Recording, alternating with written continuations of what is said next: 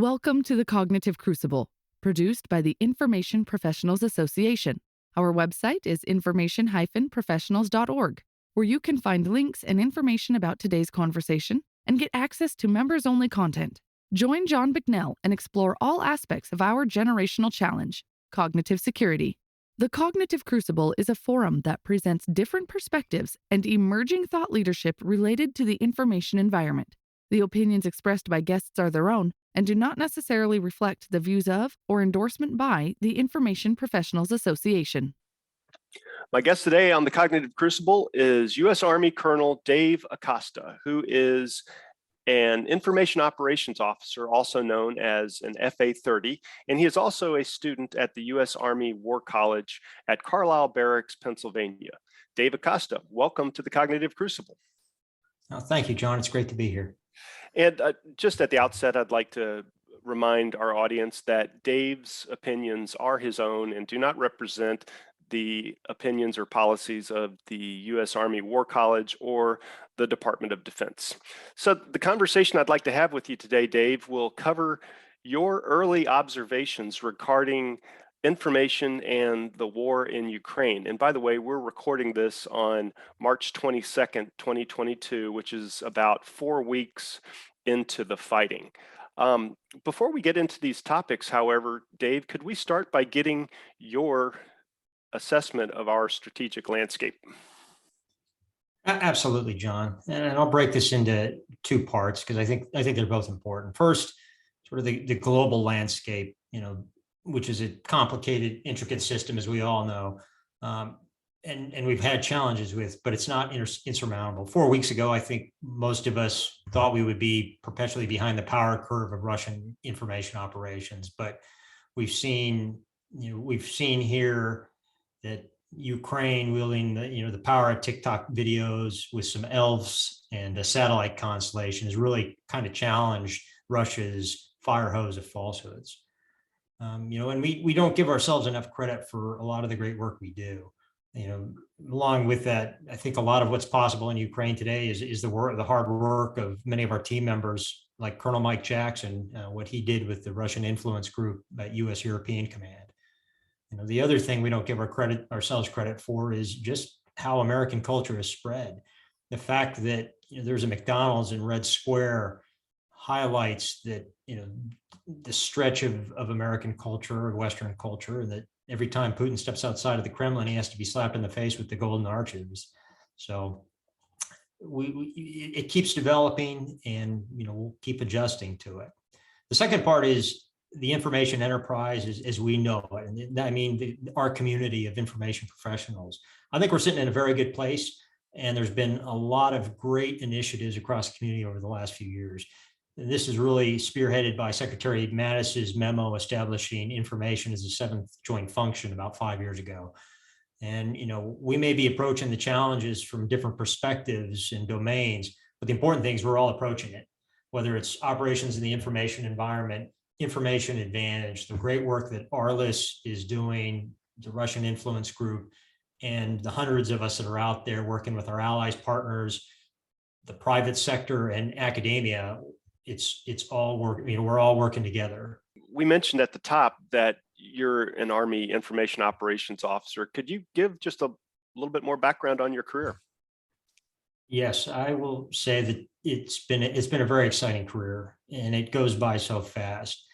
I started off actually as a cadet at the Air Force Academy, and that was really where I was first introduced into this concept of information operations, information warfare, when in 1995, I attended a lecture by Mr. Tim Thomas, who was at the Foreign Military Studies Office, talking about Russian information warfare. And it just blew my mind, this idea of really leveraging information as a weapon system. Fast forward a couple of years, we had this very talented Army exchange officer at the Academy who helped bring some of us misguided individuals over from the Air Force to the Army. By the name of Boyd Brown. And at the time I was getting ready to graduate and become an artillery officer, Boyd had just been selected in the first cohort of information operations officers for the Army. and was bragging to me about how cool it was to use information as a weapon and all the great things he was going to do. And I remember thinking, but I'm going to go blow things up with artillery. That's much cooler. Well, fast forward 2 years, and I'm a fire support officer in Kosovo attached to an infantry company in a no-fire area, engaging local leaders, passing out handbills. And I run into Boyd Brown, and he says, you're doing information operations. And I did an old facepalm to the forehead and realized exactly what I was doing. So that was a really good lesson learned. Fast forward a couple more years, I went to Bosnia-Herzegovina to be part of the headquarters Stabilization Forces. And as a junior captain, was the main IO planner working in the J3, the CJ3. I find myself all of a sudden working the interagency operations, applying all the elements of national power, the whole diplomacy, information, military, and economic, to target war criminal support structures within the country, working with the State Department, Treasury Department, the military of the Stabilization Forces, and the Office of the High Representatives. And this was a huge career development for me to understand how all these organizations could work together. I didn't know that there were challenges to working with these groups. We just all got along and did it. Fast forward, grad school at Naval Postgraduate School. I just learned a lot of things and was able to apply them in 2 consecutive tours to Iraq as an information operations planner and later as a deputy IO chief, where we really did some, I would say, groundbreaking things in the footsteps of others who set the way for us, like Carmine Chickalese. Following that, I did a tour at the Pentagon as a strategic planner in the G357 and learned a lot about how the Pentagon works and the intricacies of that. And that was, again, very career developmental. I left active duty in 2015 for professional and family reasons. My wife is active duty Navy, and went into the Army Reserve and found an information operations battalion in the Reserve. And within a year, I was fortunate enough to be selected for command of that battalion, which I commanded for 4 years. The great thing about being recently transferred reservist is I knew all the team members that were on active duty in critical positions. We were able to support these guys throughout the world, whether it was in Kuwait, whether it was in Europe, the Pacific, and we just kept a lot of great things going.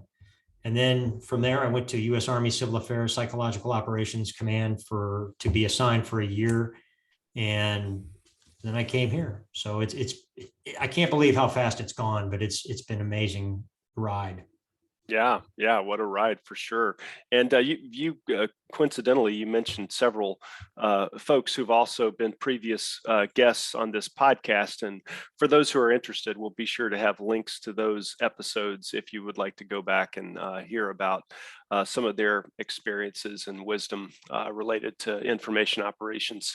So, Dave, as we mentioned earlier, I want to chat with you about an article that it's still draft and you're working on getting it published, but your working title is Informationally Disadvantaged, the realities of information and war in Ukraine.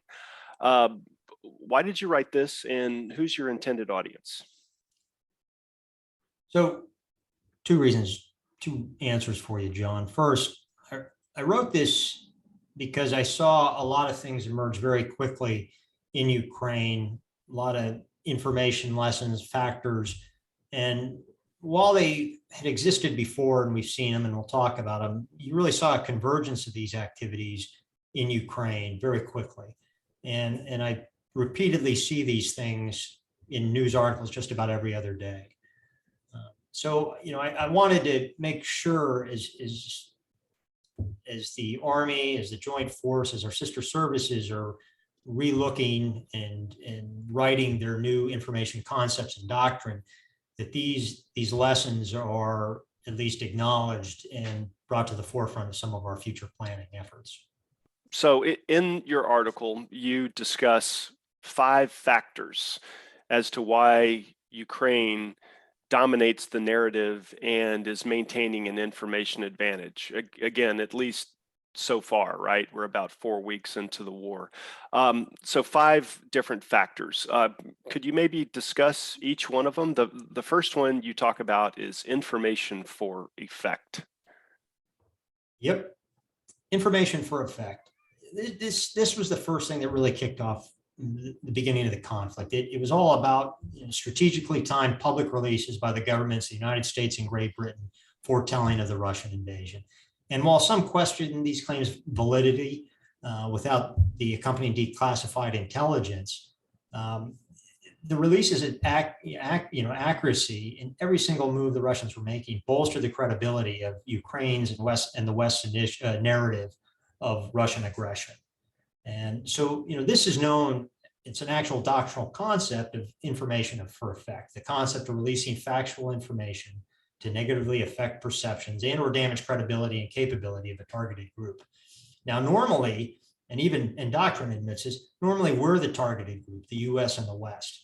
And so you can look at the 2010 WikiLeaks scandal as an example of this. You can look at the Democratic National Committee email hack in 2016. We, however, got out in front of it this time, and we were able to do the same thing. Peter Singer, in a recent article in Politico, calls this pre-bunking. And again, it's the same concept. You're getting out there with the facts to seize the initiative and hold the high ground with the narrative, if you will. Yeah, Dave, I'd also love to get your thoughts. It seems like amongst the governments that are participating in the information battle, that there is a synchronized force multiplying effect. Yes, absolutely, John. Right, again, from the onset of this crisis to the beginning of the conflict and throughout, we've seen very much, I would say, a deliberate, integrated effort by the U.S. government, our British allies, but also the government of Ukraine, all at various levels to shape the information space. And for the U.S. government in Great Britain, what we saw was that that timely release of information about Russian intent to invade, about what was coming, where the troops were being built up at, and that carried through though to what the Ukrainians did a little before, but mostly after the invasion, about how they really went after the Russians and were able to leverage captured Russian soldiers. They were allowing them to call home, and they had websites like 200, I believe it was 200 RF, which which was a website of missing and captured Russian soldiers that they were putting their names on, and it stems from a term from the Afghan war that coffins were only allowed to weigh 200 kilograms. And so very powerful symbology of this, but what it all comes down to, and I call it this in my paper, is that, to paraphrase George Patton, getting good information out now is much better than getting perfect information out next week. And I think we're seeing this again and again, and it's played out very powerfully in the narrative. Right. The old 80-20 rule applies. Yeah. It sounds like. Great. So next, you cite the role of open source intelligence or OSINT as one of your 5 factors. Can you talk a little bit about that? Yes, absolutely. Again, this is another capability, another factor that again has really matured over the last few years. You think about groups like Bellingcat or the Digital Forensics Lab of the Atlantic Council. They're all doing great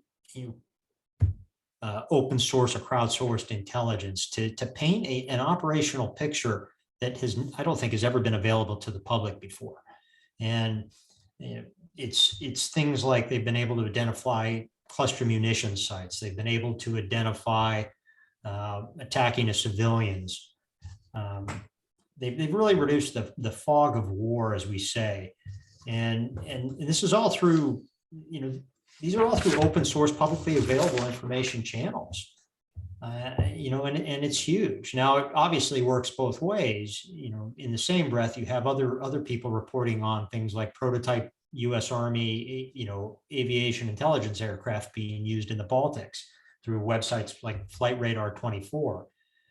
And so this is going to force us, I think, to have a lot more of transparency in what we're doing. And it becomes a lot harder because you have all these people, looking for things. I mean, key point. Even before the night Vladimir Putin announced his special operation on Ukraine, there were OSINT observers on Twitter posting screenshots of the traffic buildups along major routes into Ukraine already. Mm-hmm. A sign of imminent, operations.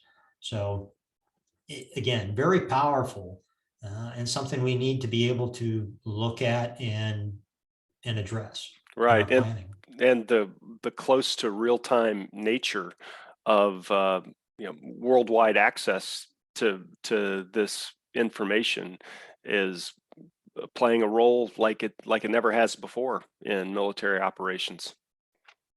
I think you can make the case. I don't know how large the Ukrainian intelligence organization is, but you could probably multiply it by a factor of several hundred, several thousand from around the world that are all looking at this right now. Yeah, for sure. In your article, you also talk about elves, cyber partisans, and hackers playing a role. I'm not familiar with what you mean by elves, but could you talk about those three groups? Sure. So the elves, the cyber partisans, and hackers are all really non-state actors that have emerged in recent years and are actively engaged in Ukraine or Ukraine and Russia right now. The elves were actually started in Lithuania, and their purpose was to identify pro-Kremlin propaganda and disinformation campaigns.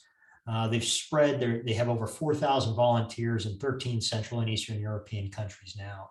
Their whole premise was, elves fight trolls, and they were going after the Russian trolls that were hugely successful in recent years, spouting out disinformation and propaganda. So these groups have focused on engaging, collecting, identifying, and neutralizing messaging, coming from Russian sources. They pretty much are defensive in nature. But then you have groups like the cyber partisans, and they are a Belarusian group that came forth and acknowledged that they are not fans of the Lukashenko government, and therefore we're going to try to sabotage things in cyberspace to prevent collaboration between the Russian and the Belarusian government. So they launched a ransomware attack against the Belarusian train system in an attempt to slow the movement of Russian equipment into the country before the conflict. With the elves group, is it fair to think of them as like a Lithuanian version of Anonymous? Maybe not anonymous per se. They tend to be much more defensive, and from the readings I've done, they tend to collaborate or at least identify things to the government. They very much try to stay within legal channels as much as possible. I see. Whereas, what we're seeing with Anonymous is that they have declared war on Russia, and they've gone out to disrupt everything in Russia, from domestic television to the Russian Space Research Institute, to make this war as costly as possible for the Kremlin. And I think that the Anonymous group doesn't pledge any kind of an allegiance to any specific country. Is that right? Absolutely. And that's something we've all got to be thinking about and account for in planning, is how are these groups going to shape out? And they're going to be, not necessarily supportive of our efforts, but are their efforts going to be complementary to our actions, or are they going to be targeting us? And how do we approach that? Yeah. And like one day well, by one day, I mean like today, these groups might be doing things that the West perceives as helpful to the West's overall desired end state, but that could change very quickly, or another group could pop up that could be just as capable, that are doing things that would not that we would not be considered helpful. So yeah, worrisome Absolutely. stuff. Worrisome stuff. I saw an article here very recently. I'll have to put a link in the show notes, but it was I think it was talking about Facebook, but Facebook came out with a policy very recently that said something to the effect, if individual users are putting forth threats of violence against Yeah. Russia or against Putin, then we're going to allow that as long as it doesn't cross some kind of a line that they define. But we're going to say that that's okay. And that seems to kind of fit into this same box where you've got this huge social media company that is saying, we're going to allow this because it aligns with whatever values we're cleaving to at the moment. But I think our audience members can think of incidents within the United States social discourse when those same kinds of allowances or restrictions, brush up against very, very live internal discourse for the United States. So, I mean, all of this is like just jump ball as far as where all this winds up going. It is a very slippery slope, and you're absolutely right about the Facebook posts and policies, and it makes me wonder: are they doing that because the narrative of Russian aggression is so powerful, and we tend to have the pendulum. We tend to have the cognitive and the information advantage right now. Not to say that if it didn't change, would that policy change or something like that. Right, So, right. Like if I take this little conversation that we're having right now and like drop it into like a World War II context, we've got our, major our United States companies like Ford Motor Company or these other large manufacturers that dropped what they were doing on the commercial side in order to make equipment in support of World War II, and that was like that's like a source of national pride for us still today. And then I think about, well, Facebook, they are a United States company, or their headquarters is in the United States. They were born out of the technological developments that were led by the West. Hey, it's great that Facebook is putting forth some kind of a policy where if people are saying stuff that is threatening to Russia or is messages which are more aligned to our mission, fantastic for now.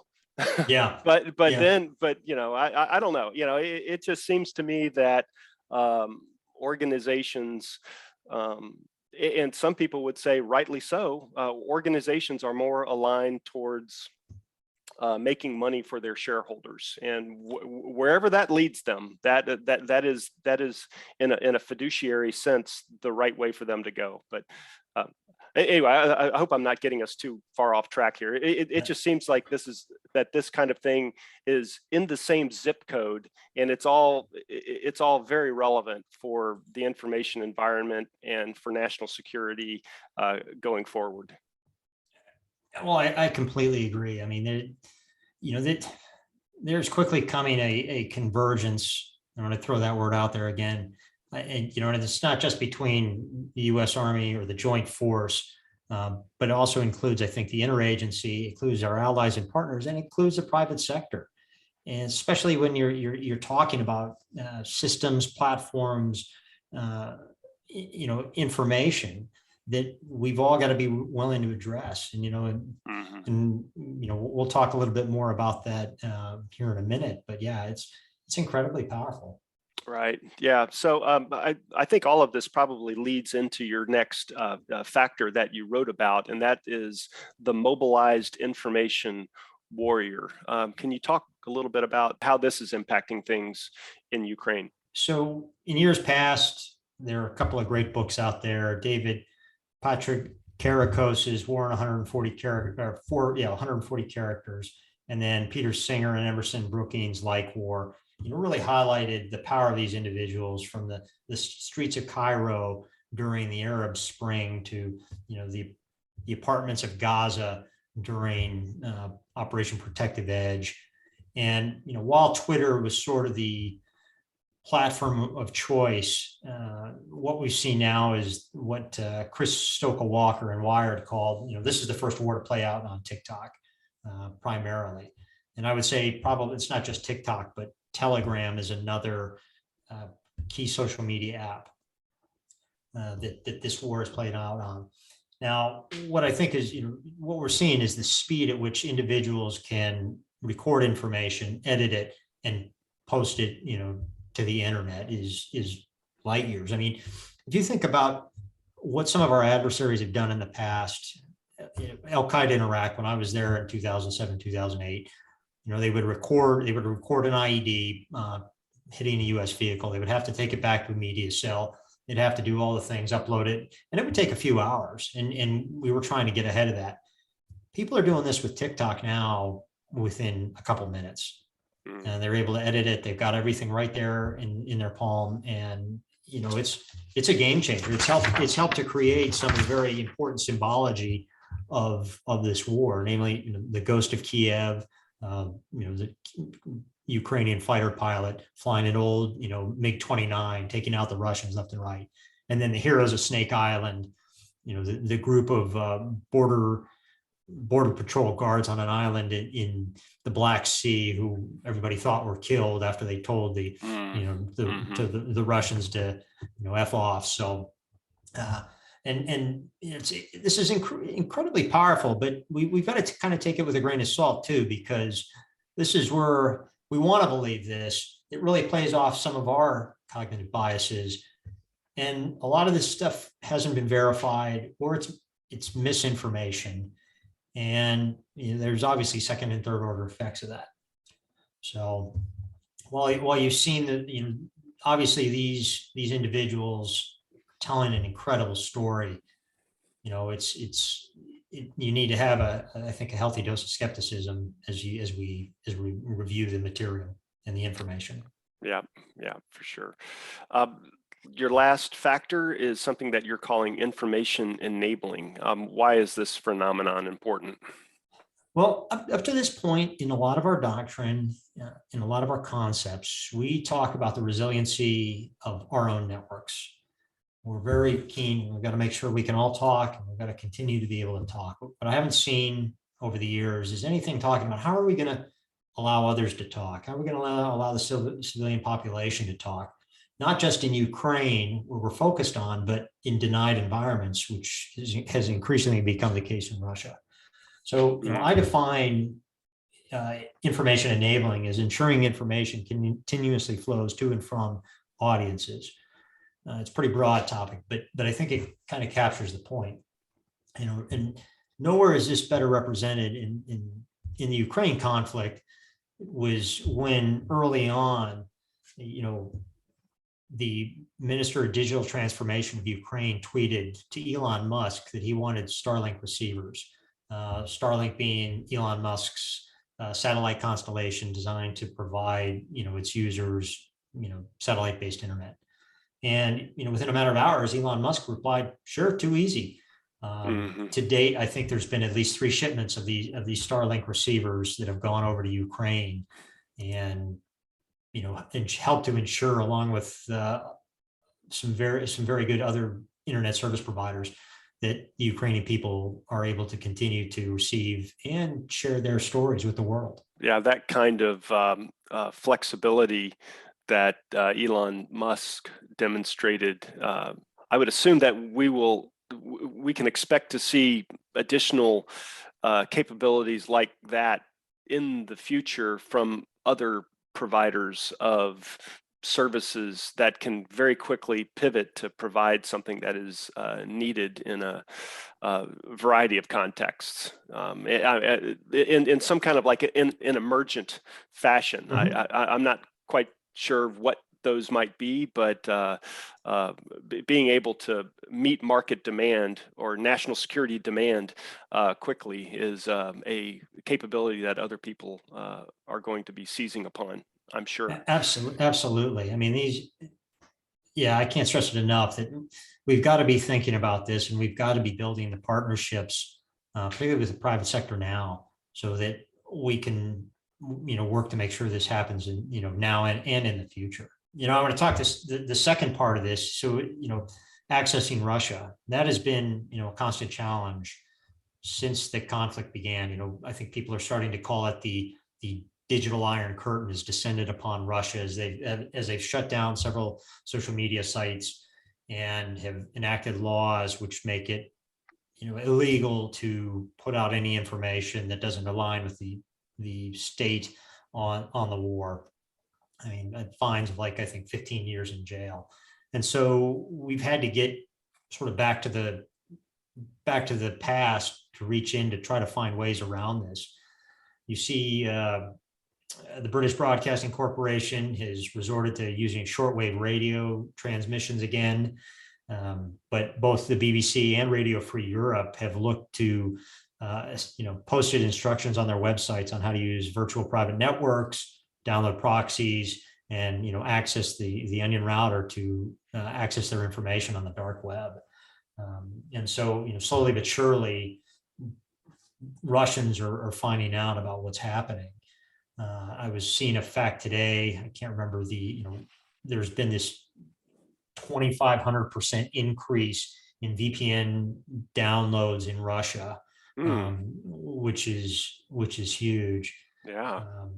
But people have gotten creative. I mean, there's even been people have circumvented the firewall, the great digital iron curtain by going into restaurant reviews in Moscow and posting comments about what's really happening in the war, Wow. in an attempt to get the word out. Anonymous at one point had set up a website which would allow you to send text messages into Russia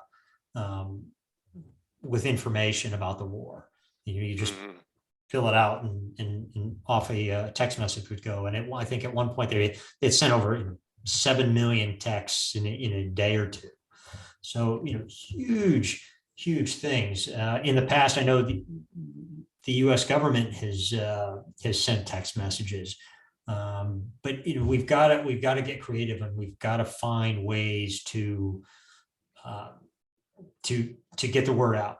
And right. Because that is ultimately how this needs to continue to be played out in the information space. Yeah, you mentioned Boyd Brown earlier, and there's a real analog here with like corporate cybersecurity or cybersecurity for any organization, really. And the assumption today, it seems, needs to be the bad guys are going to get in. Information, people are going to breach your security, whether it's organizational cybersecurity and login access and getting inside the firewalls, whether it's that, or as you were just describing, information getting into a nation or into an ecosystem, despite the leader's desires to try to keep information out, and whether the leader is Vladimir Putin or China, that they're also trying to shield their population from outside information. I don't want to help those leaders too much, but they ought to plan on information getting in and figuring out how are they going to deal with that, rather than like a all or nothing policy of keeping everything out, because that's just not going to work. Would you say that that's fair?